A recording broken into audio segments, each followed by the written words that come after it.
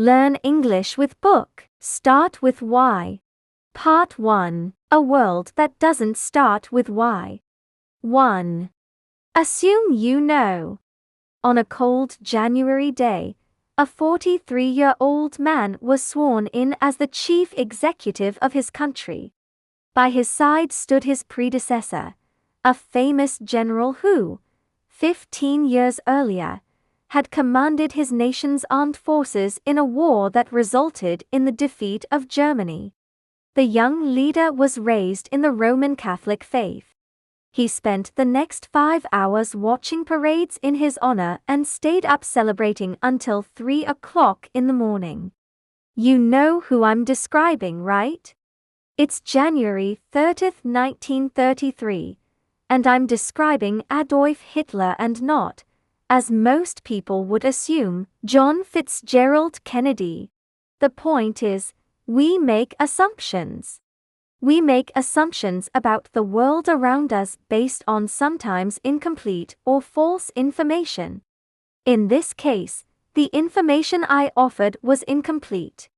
Many of you were convinced that I was describing John Fitzgerald Kennedy, until I added one minor little detail: the date. This is important because our behavior is affected by our assumptions or our perceived truths.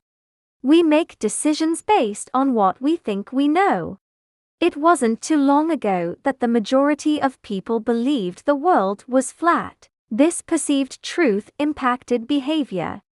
During this period, there was very little exploration. People feared that if they traveled too far they might fall off the edge of the earth. So for the most part they stayed put. It wasn't until that minor detail was revealed the world is round that behaviors changed on a massive scale. Upon this discovery, societies began to traverse the planet. Trade routes were established. Spices were traded.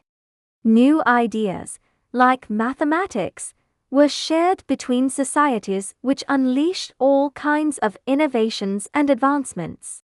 The correction of a simple false assumption moved the human race forward. Now consider how organizations are formed and how decisions are made.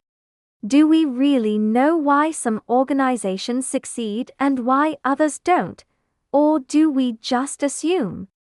No matter your definition of success, hitting a target stock price, making a certain amount of money, meeting a revenue or profit goal, getting a big promotion, starting your own company, feeding the poor, winning public office, how we go about achieving our goals is very similar. Some of us just wing it, but most of us try to at least gather some data so we can make educated decisions.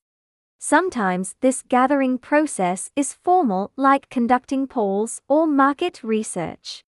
And sometimes it's informal, like asking our friends and colleagues for advice or looking back on our own personal experience to provide some perspective.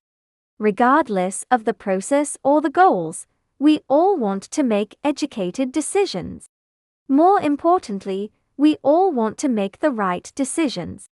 As we all know, however, not all decisions work out to be the right ones, regardless of the amount of data we collect.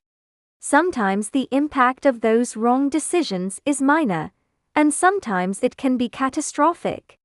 Whatever the result, we make decisions based on a perception of the world that may not, in fact, be completely accurate. Just as so many were certain that I was describing John Fitzgerald Kennedy at the beginning of this section, you were certain you were right. You might even have bet money on it, a behavior based on an assumption. Certain, that is, until I offered that little detail of the date.